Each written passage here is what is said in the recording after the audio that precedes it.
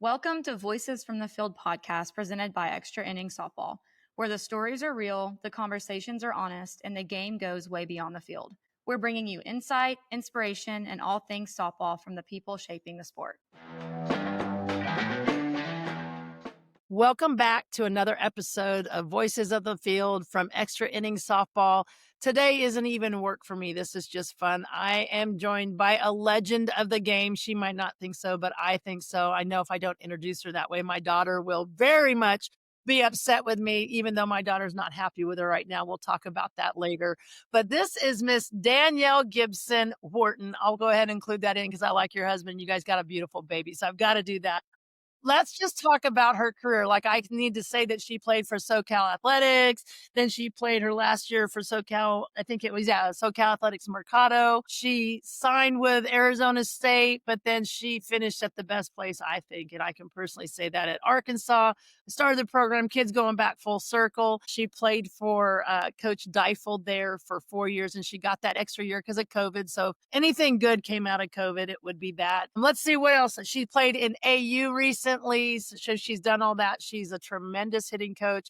Anybody that doesn't know, the only person that I've ever known that hit for the cycle in home runs. So it's not just hit for the cycle, but hit for the cycle in home runs, I think is incredible. I still cannot believe that coach pitched to you for the fourth time, but I would have said, you're going to wear it in the ear hole before you get another chance. But maybe she just wanted to go down as the legend that helped put you on the map. Welcome, Coach Gibby, or Gibby. I know her as Gibby. She's not my coach, but she is Gibby to me. So welcome. I'm so excited to have this conversation with you and kind of pick your brain and see where everything's at. Well, thanks, Carrie. I feel like I need to just go. I feel so high up on a mountain right now with that intro that I need to just come down a little bit. So we're good. We're awesome. Where is your butt or feet currently planted? Are you in Arkansas? Are you in California? Where are you at right now? Currently, I'm in Chicago, finishing the last half of All-Star Cup. I've got 6 more games left. And so we are in Rosemont, Illinois. We say Chicago, which is just right down the street.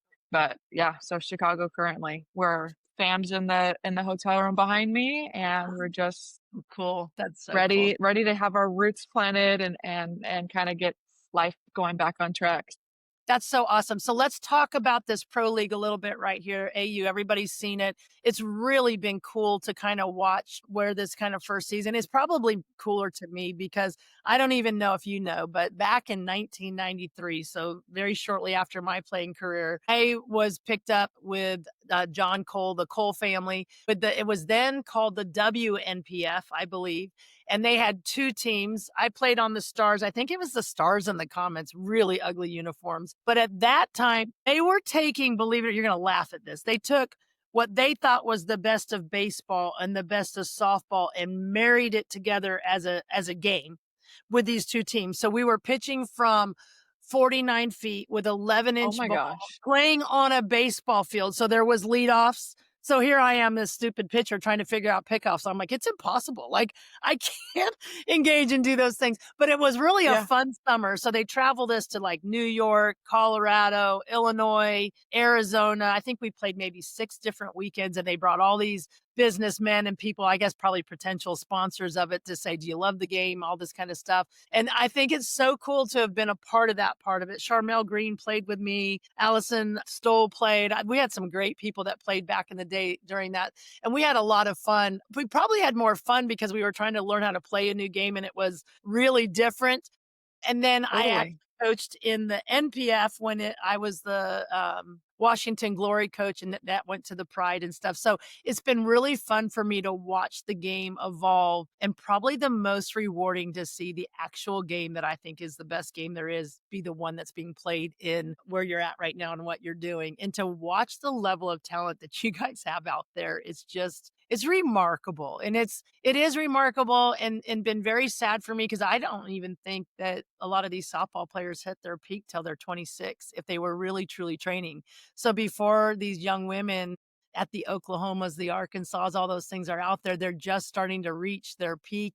Their career's over. So to think that there could potentially be something that they could go in, knowing that the Women's College World Series has drawn the men's for the last 2 years, is really exciting. So tell me about the league. Tell me what it's been like for you. What has the experience been? What has been the best part of it? Or what has the season been like on and off the field? Well, I feel the same way of just like watching the game evolve post college, of seeing some teams be created, fold, new leagues created and folded. And just, I guess, not really seeing the backing, and also not being a part of the older stuff, just seeing it and being a viewer. You just don't know what really goes into it.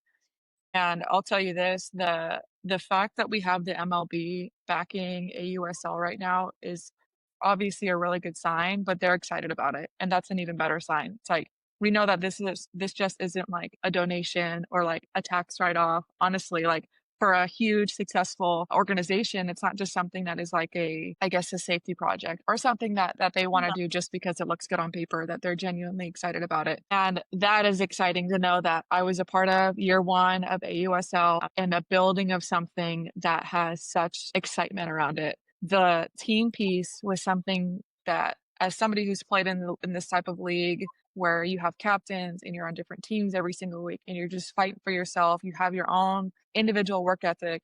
When you go back to the team thing, man, it is like, I crave this. This is what I felt in college. It's the relationships, it's the connection, it's the culture, team hitting, it's all the things that encompass just eliteness. And that was like, filled my cup again. It was like, this is being able to train, just not for my own success, but being able to train for the teammates next to me, knowing that they're going to rely on me in those big moments, not just myself wanting to, reach another bonus or reach another step in the totem pole. It was fun. And being able to experience both teams, both different cultures, with the Blaze being traded in kind of halfway through season into the Bandits, meeting all these different people, seeing different cultures. And for me, I'm just a learner. I want to be around and be in environments where I'm learning, where I'm getting new ideas. And that for me was great. I got the full experience. When I was traded, a lot of the people were always asking, are you just so sad to be able to be traded? And it's like, yes, I'm sad. I'll miss the people. But at the end of the day, this is the full experience. This is what MLB goes through. This is what all the professional leagues go through. And they get to experience this type of redirection. And so how cool is it for me, year one, to be able to kind of lay the groundwork of, I played on Blaze last week and today I'm playing for the Bandits, and I got to figure out how to jump into a culture for the Bandits, a culture that was very tight, very already kind of written for them. How do I be myself, and how does that fit in with them? And it's just a puzzle piece and an equation that, as a college coach, I'm trying to figure out every single year. And so being able to experience that as a player in a pro league, it was just fun. It was fun. And obviously going in. I love that part, sharing that part of it, because, when I saw that, I think I had seen you the week before you were traded out in Colorado, and we had spoken, and then I saw that and I was like, dang, wow, that's like just like a full pivot moment, and one that less than, a week earlier you didn't even see. Like, it's just bam, it's there. And, I think people don't realize it, but I'm going to go ahead and bring it up because it'll help us transition a little bit into it, is like, you're doing all of this as a mother. Like, that's really a cool thing that you probably won't even know till you're old like me, and you look back and go, that was amazing that I was able to do that. And probably even a little bit easier because of Molly and the baby being able to be there to support you. What was it like? Let's just take it from a player standpoint. What's it like to be playing and look in the stands? And I don't care, I'll cut Molly out of it. Yeah, it's neat to look at your spouse, but what's it like to see your little son's head bobbing up and down? And he's not even going to remember it, but he's going to be able to claim it that he watched mom play pro. Yeah, there's no greater feeling. Like, there's no greater perspective change, really. It is a perspective check. It's a gut check of like, this game means so much to me, but I maybe just had 3 not great at bats, or 3 at bats that didn't necessarily go my way. But man, when I'm done with this, I get to go and just look at the smile and see his laugh and switch gears of like what truly matters in life. And not to say that this doesn't matter.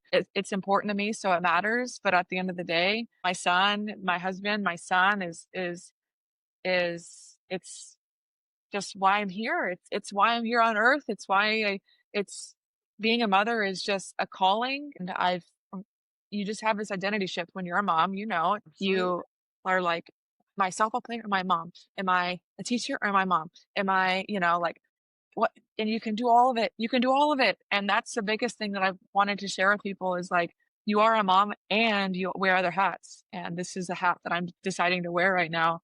Um, Yes. and it's rewarding. I love that, and it's such a big word, and I don't even know if you heard it because so many people say, "I'm a mom, but," and it's like, there's no Mhm. but, it's and. It's A-N-D, it's 3 letters, and it's and it's Yeah. and, yes, you might miss something, but then what you're able to provide and give and share and do is at a whole 'nother level, and Yeah. I think I won't tell you who because you know who they are and they're retired and stuff, but I can remember at a lot of the coaches' conventions having these heated debates on, like, where the game should go and how you should deal with different things, and this person wasn't a mother, and I can remember her being really hot with me, and I'm like, "No, I don't agree." And I'm like, "That's somebody's daughter. That's not just your Mhm. player. That's somebody's daughter." And I can remember at one convention, it got pretty heated at the very end of it. She walked up to me and she's like, "You just don't get it." And I looked at her and smiled. I said, "No, you," and at the time, my son was 4 months old. And I turned and looked at her. I'm like, "No, you just don't get it. But I'm going to pray really hard that you end up having children because I'm going to wait for the day that you walk back up to me and go, 'I'm sorry, you were right and I get it now,' because it's just different." Believe it or not, it was like 8 years later. I had totally forgotten even about it. And when I say it was heated, it wasn't like we hated each other. We just didn't really see eye to eye, so we didn't sit in the same room together. And she Mhm. came up and she just wrapped her arms around me and hugged me, and I was like, "What did I do?" Like, and we just started laughing, and it was literally 8 conventions later, and she turned around and she had the stroller and she had a kid in there, and she looked at me and she said, "I always used to, like, say really bad things, like you didn't know what you were talking about and all that stuff." And she goes, "And I owe this to you because you looked at me and said, 'One day you're going to come back to me and say, I get it.'" And literally she looked at me and said that, and I just kind of looked at her. I started laughing. I was like, "Oh my gosh, like what a full circle moment." And she goes, "I don't even know if people should be allowed to be head coaches until they have children because you do just see things differently." And I was Mhm. like, wow, like, wow. And I said, "This is so cool." So to this day, like, she still will send me things here and there like, "Yeah, you were right." And we just joke about it. But it's so cool to hear you say that. But there is some balancing acts. So I want to ask you, like, as a Division I coach, whether it was at Arkansas or Georgia or now into Cal, and maybe even more at Cal, because now you're in that rebuilding and you're truly not even there yet because you got 6 games as a pro to still finish up. You're going to be hitting that ground running. How do you find balancing? Do you have like certain times that you just shut down? Like, what is it that you go, how do I balance it? Or do you just lean into Molly and say, "All right, buddy, this is you, your mom and dad until we get to Cal"? Like, what is that? What is that like? I always say that the best balance is the fact that there's no balance and that being okay with that there's no balance. And so there's days where I'm like, man, and this is how I know that this is like kind of it for me too, is there's days where I'm like, man, I do not want to go to the field today. Like, not because I don't love the game, because I have other priorities that have surpassed the feelings and the excitement and the joys of where I've been playing. And that's like, and I've been telling people that's okay to happen. It's when you build and when you grow, priorities shift and enjoyment shifts, and things that you thought you once valued so high in your life have now perspective has built in its own redirection, and things happen. That's awesome. All right.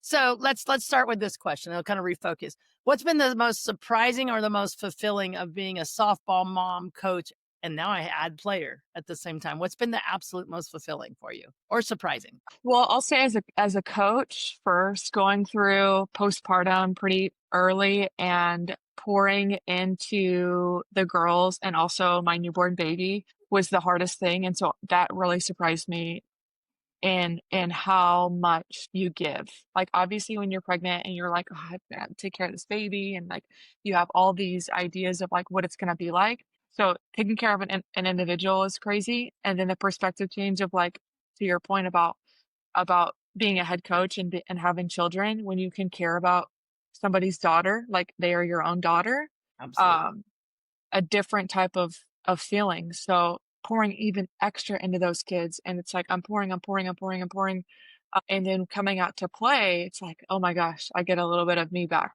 and that has been the most rewarding piece of like feeling like I can sneak away from Mally and the baby, and it's like obviously you have the mom guilt. You have the mom guilt anytime you leave your baby, Absolutely. but I'm filling my cup to then be a better mom, to be a Yeah. better mom. And so I have just so appreciated the perspective of pouring and pouring and just every single day choosing those girls, choosing our staff, choosing our every single day, putting myself kind of on the back burner. And at times it was really tough. I struggled with the postpartum depression a ton because of that, but it's made playing with a baby so much more rewarding. And honestly, the perspective of it, I keep using the word perspective, but it's hits you like a brick wall, the perspective of everything changing and the little joys. And it's like, I went to BP this morning and I'm with my friends and I'm telling them, it's like, this is what I'm going to miss. Like this right here of just getting to just go and shoot the talk with everybody and like, and just watch everybody swing and like laugh and do all the things. It's that piece of me that I'm going to miss, and they're always going to be there. But it's just those settings that you just don't naturally or organically get anymore. Absolutely.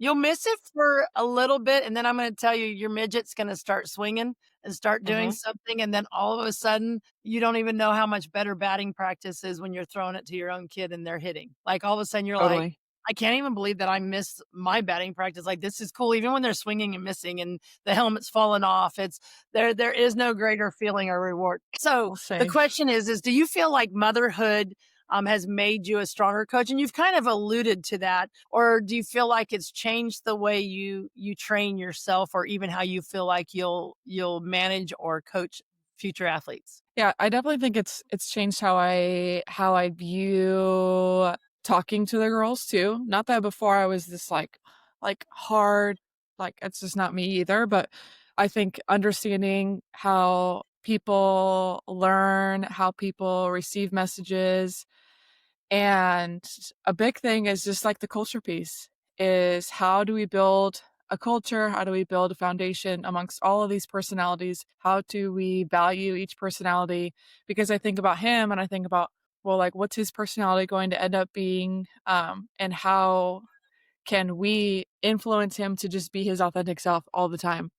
And also teach him lessons along the way and help him be a good human and all the things. And so that for me is like, I see it differently. I see it differently of just like black and white. I'm very type a 1 Enneagram, like just like Yeah, got to get it done exactly in the order that I know that works. right. And with him, it's like the baby, it's everything that I plan to think that like, oh, this will work, bum, bum, bum, bum, bum, like 1, 2, 3, 4, 5, ABC, like none of it. It's just like I feel like I just go with the seat of my pants all the time now, and it's like I've learned to just go with the flow and to make do with what is presented with me. What is my life asking today? So like, what is this program asking? What are these girls asking? Because no matter what, I've been a part of many programs and obviously many teams. Not one team is the same every single year. And it's how do you get the most out of everybody instead of just like you need to act and behave a certain way. It's like how do you enhance certain qualities in others, and how do you I guess build other qualities in them that maybe they lack or maybe that they aren't as strong in. And so I see it differently now just from him. It's like, how is he going to be? What is he going to be like? Is he going to play a sports team? How is he going to lead others to be able to be just good humans all the time? Yeah. It's just crazy You that know you what think I about that love when now. you say that is being an old mother. You're a young mother, but I'm an old mother. I think it's God's sense of humor of teaching us to be present in the moment. Hmm. Because as competitive people, as athletes, as coaches, as wives, as mothers, we're planners, because to do all those things together, you have to plan.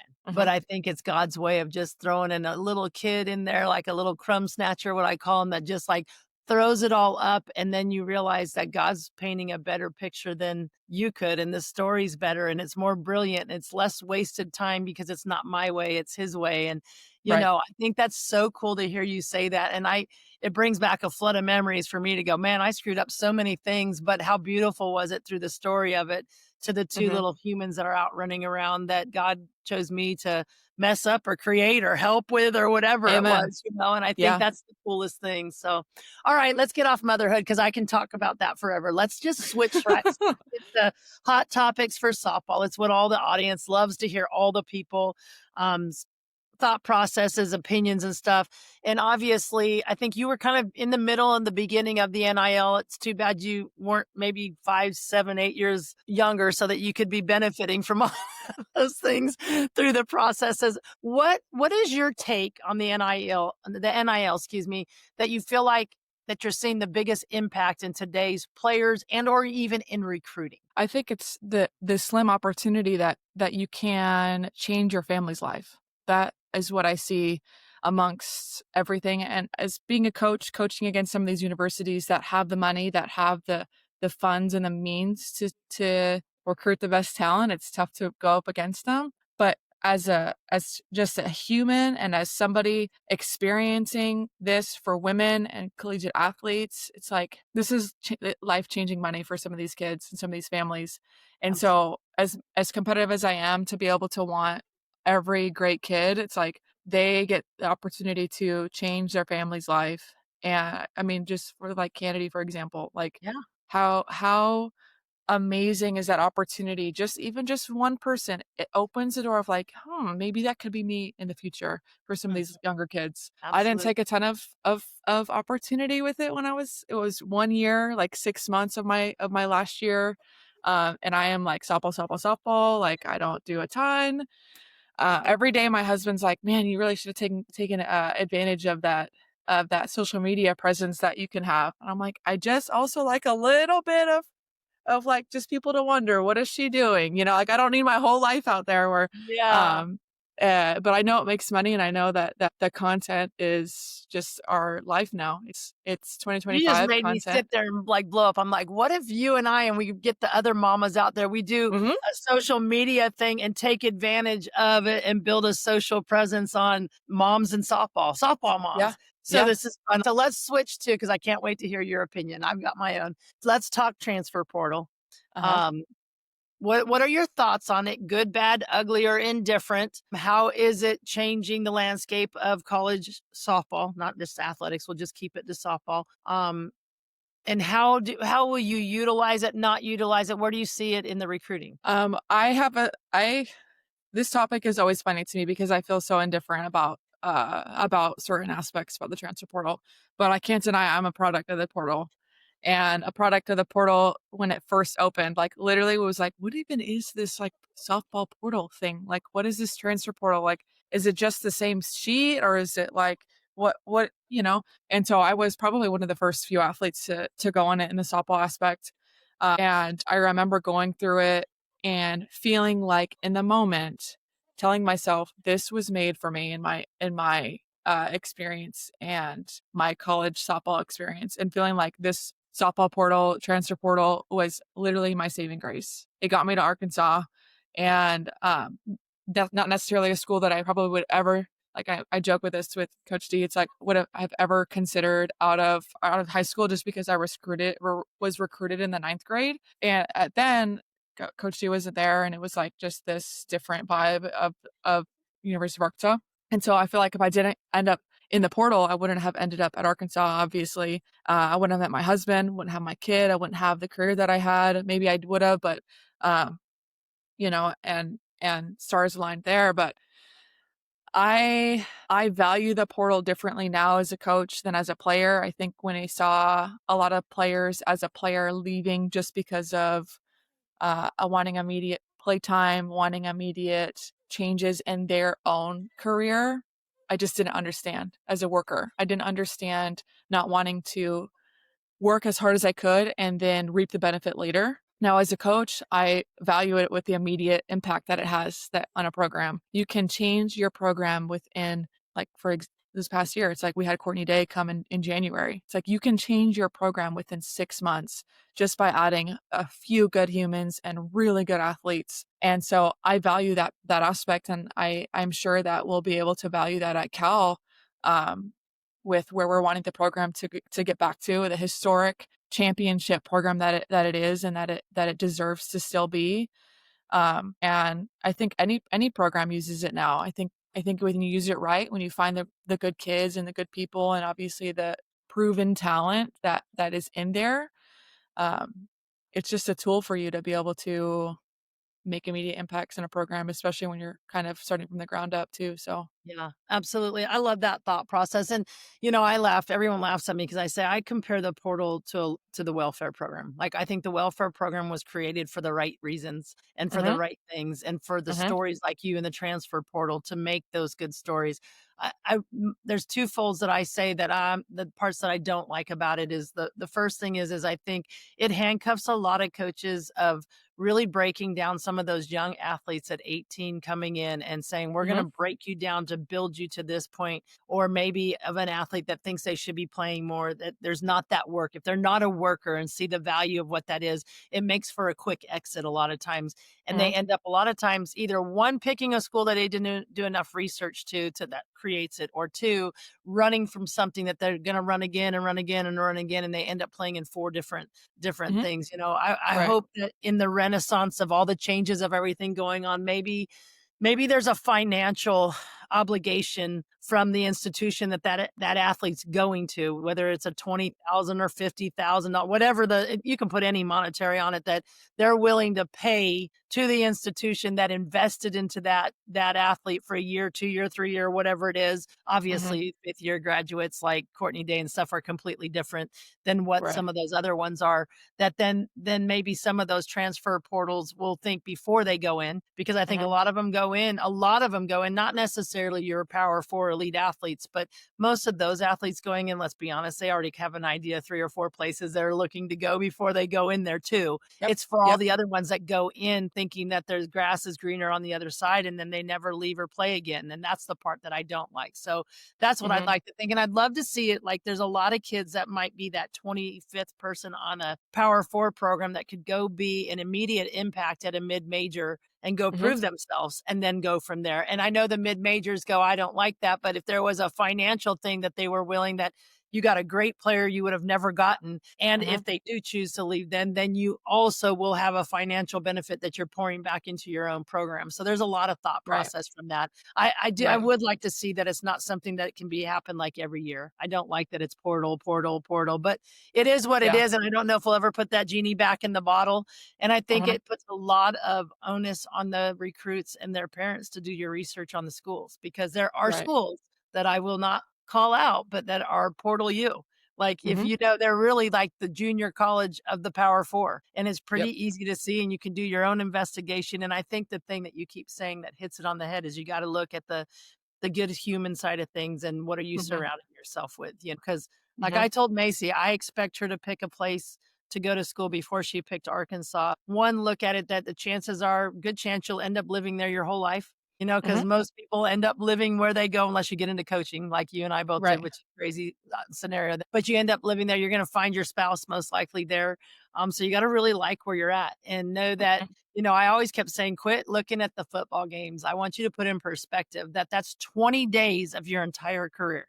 You've got Mm-hmm. 4 years to go play. Well, maybe now you'll have 5. So I guess I should say it's 25 days where you'll be experiencing the hubbub. There's a lot more days in between those, So Right.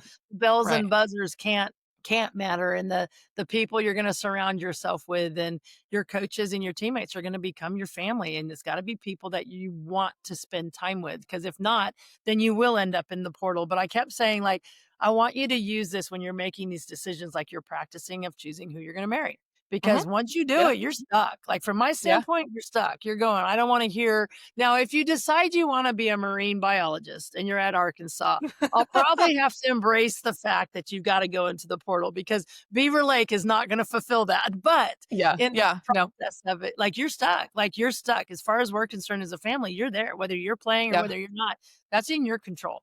That's not Mm-hmm. in anybody else's control, and it's not your coach's fault. You better figure out a way to make it happen. So Yeah. those are the And things that I think. So I love that part of it. And to your point too, at the beginning, it was like you said, the investment in young talent, the investment in those freshmen, those kids that are coming in from high school. I also think too that because our sport is getting so big and it's getting to be so well viewed and so well portrayed, and stories are being told, and the media is getting bigger, and it's all this hype, and that the expectation for some of these young kids too to just come in and make an immediate impact would be, obviously everybody to play and everyone to do well, but we play in a production game and we play a starting 9 with obviously a starting 10.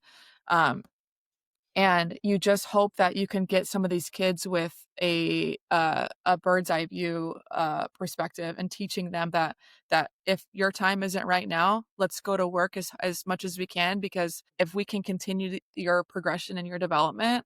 And sometimes kids don't like to see that. They don't like to hear that. And then it's just the easy way out. It's the easy way out in that aspect. And so Absolutely. I would love to continue to build and to see these kids coming in from high school, and have a little bit of a broader perspective, um and instead of just chasing those views, chasing those media trips, because I think it becomes so much sweeter when you can work for it too. Uh Absolutely. and so I think it's totally like that. I hear you, and completely agree, and I understand. Um, and so I mean, it's on both ends. It's on both ends. When you have good coaching, when you have coaching that is fully invested in your development, I think you feel that, and you feel a little bit of that anticipation, and then you feel the perspective, and then you can understand and excite yourself as well. But and then it goes back to just getting the good humans, from good families who understand the grind too. So, Yeah, so yeah. absolutely. Absolutely. And like I said, I never wish injuries on anybody, but sometimes the injuries on the athletes that I coach were the best things that ever happened in their careers, Mhm. because first of all, what they love has been taken away from them and they have no control. It's not the Right. coach's fault. It's not their fault. It's nobody's fault. You just don't get to play. So they Yep. lose something that they maybe didn't value or cherish when they had it. Mhm. Then it really slows the game down. Jokingly said to my mother the other day that I almost wish that, like in softball, you had a mandatory, almost Mormon mission where you had to go and coach somewhere for a year before you played, because Mhm. it really changes your perspective of what that is. And Totally. Macy is going to be playing on the impact team again this summer. This last summer when she played, she didn't have the best summer, and she was changing and doing some different things with some of her aspect of her game. But there was only like 14 or 15 on the team, so she was playing all the time. And Mhm. I so wish that there would have been more on the team so that it didn't become a mental thing. It just became like, I got to fix these things physically. So this year I'm so excited. I think he's got 20 or 21 on the roster. I'm like, Good. yes. She's like, that's a lot Mhm. of people. And I was like, that's college. Mhm. And she just kind of looked at me and she's like, you're so right. And she's like, how cool would it feel to be like, not to have to play injured, or not to have to play, when I'm not and she goes, well, how cool would it be when I'm maybe struggling, having to compete for it, as opposed to being like, why am I not performing? And I'm like, well, Right. if we can get rid of a word performing, you're not performing, you're freaking competing. Like, get over the Mhm. word performance, because no one cares what Exactly. your swing looks like. Compete. Like, just Mhm. compete, Mhm. So I love Literally. that part of it. Okay, let's transition into your role of Cal, and then we'll finish up with some fun closing things so people get to know you in rapid fire. Talk Okay. about your new role at Cal. Talk about, being back in your own home state. What excites you the most about the opportunity? I am really excited. I think I can't it goes without saying too how sad and hard of a decision it was for me to leave, obviously, Arkansas, and that my alma mater, and all those things, and one of the greatest staffs in the country, led by Courtney, but I'm so excited to get back in California and work where my roots are, and then get to hitting, and learn from Steve Singleton. He's going to kind of be an overseer, general manager, as you would say, and I'll be working with the hitters, and I'm just really excited to kind of have a little bit more of autonomy when it comes to the offensive part of our game, and also have the guidance from him. He is obviously a national champion, and huge in the MLB aspect too, and understanding all different types of hitters and valuing all different types of swings, which is why I feel like we connected really well at first, was our value for different looks and different feel, and different, not being just so married to one specific style or one specific way to do things. And my first conversation with him was actually when he called me about the job, and I'm like, I've never talked to you. I'm so interested of like why you think I would be a great fit, and going through the entire hiring process. And the more that we've talked, the more I'm just like, man, he's just a good guy. He's just a good dude. He understands it. He understands life. And when I mean understands it, he's got 2 kids, and he understands a work-life balance. And that for me was the biggest piece, was like, I love my work-life balance at Arkansas. Coach Seifel really values family, really values the aspect of including family in work, and she gets it. You just get it when you're a mom and have to do both. And I wanted that still. And the biggest thing for me was like, I get to be the hitting coach there, and I get to have a little bit more say in some daily aspects of some things, which I'm really excited for. But also he's letting me kind of just be me and have my family around. And that for me is the biggest thing. So I feel like I'm getting to also be a visual for some of these kids at Cal of like, whatever you want to do, if you want to coach, if you want to play, if you want to be a teacher, if you want to be a nurse, like you can be a mom and do all of these things. And being a visual representation for them, I hope just gives them the empowerment to be able to do as they want and fulfill all their dreams of what they want to do. That's so beautiful. And I'm excited to build that culture. So awesome. I'm excited to just like I just want to get started. So I got 6 more games here in Chicago, and then I'm just going to be hitting the ground running, doing all the things. So yeah, I'm excited. Arkansas's loss is Cal's gain for sure, but I think the game of softball keeps growing. So I don't think your story's over as far as all that goes. So let's go to the fun part so people get to know you a little bit more. What was your favorite AU memory this summer? My favorite AU memory probably was, I say this, like, I think my first coming back from having a baby was extremely memorable. But I'm telling you, when I went to Round Rock, Texas, and we stood in that stadium and it was full, 6,000 plus people, to see the growth in our game and to hear the cheering and the roaring and everything, it's like, this is amazing. There's no better feeling. Yeah. No better feeling than being able to just have people show up and watch you play the game that you love. And so that series against the Volts was definitely memorable. Cool. And what a fun part of history for you. What a fun part of history to be a part of. Like be the ones that your son's telling his your grandkids about. So that's awesome. Okay, so what's your favorite go-to snack as a mom in the stands for the road for your baby? What's you gotta have for him? What do you have to have in the bag? If you don't have it, you're in trouble. If I don't have, he has these little puffs thing. He just has 2 teeth. So he just got little 2 teeth. So he has these like little strawberry puffs that I'm like, Mally, are the snacks in the bag? Well, the snacks in the bag, because then it's going to be a rough day for you if the snacks aren't in the bag, because I at least get to just go and chill and play the game. And you're the one that has to be like, where's the baby? All the things. And so they're just like these little Target puffs. I don't know. Like they're like baby Cheetos. Baby Cheetos is what we call them. Yeah. Just one more, Mom. Just one more. That's awesome. Yeah. So do you have a favorite meal, or do you have any superstitions that you have now that you're still playing pre-game? I am probably the least superstitious person anybody will ever meet. I will do things purposefully different when things are going well, to show everybody else that it is not circumstantial that you are well, you're good. Like, you have to root your confidence in your own ability. That is my thing. Like, how are you expect to have true, authentic confidence if you're relying on one headband to make you feel good, I absolutely love that. I love that. So, favorite place that you've ever played besides Round Rock, since you just said that? Favorite place? Can I say Bogle Park? Yeah, absolutely. I just love a good berm. I love a good berm, and obviously the home fans are amazing. But like, when you are surrounded by fans in that stadium, in that park, man, yeah, there's no better feeling, especially when you're a hog and you hear the hog call, and it's like, when you're not a hog and you don't understand the hog call, you're like, what is this? This feels very ritual. Like, is this a cult? No, yes. This is it, baby. Yes. Yeah, this is it, baby. And the second he will know how to raise his hands, he'll be calling the hogs, like, hands down. That's so he will learn how to call I hogs. love that. So, I love that. All right, so I'm going to end the whole session. If you weren't coaching, what would you be doing? And you can't say be a mom. Something. I would. Oh yeah.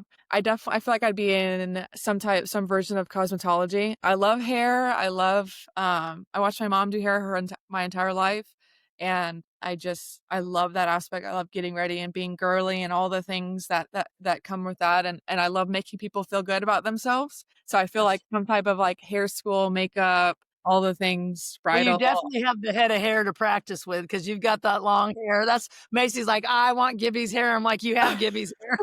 She has my hair. She's thicker hair than me. Yeah. Absolutely. Yeah. And having 2 younger sisters, I just did the hair all the time growing up, and I just love it. So Absolutely awesome. Thank you so much. Is there any piece of advice to the 27 recruits or 28s that you say, here's what Gibby would tell you if I was sitting in front of you? work. I would just say work. No matter what that you do, know that in your heart. I mean, nobody knows outside of yourself how much you work or what your intentions are when it comes to your work ethic. And so I would say check that box no matter what. No matter what you do, know that you gave it everything that you had, and let that speak for itself. Because whether you get calls September 1st, whether you get calls October, whether you get call or more looks and you don't get calls until your senior year, don't ever put it in anybody else's hands but your own, and just continue to work, because it's gonna, I'm telling you right now, like, it will pay off. The work will pay off. Absolutely. That's probably the best piece of nugget information that you can give. And it doesn't matter what year you're in, whether you're a freshman in college or a freshman in high school, is there is no replacement for hard work. And the only thing that I can guarantee you is I don't care how talented you are, hard work will always beat talent. Figure it out, baby. Yeah, Gotta figure it out absolutely. all the time. Thank you so much. I appreciate it. And we will be having you back on. Thanks. I can't wait. I will talk to you all day if I could. Thank you so much for tuning in to this week's episode of Voices from the Field, presented by Extra Innings Softball. Don't forget to follow us on social media, subscribe to us on Spotify, and visit our website at extrainningssoftball.com for more stories, rankings, and updates from around the game. We'll see you guys next week.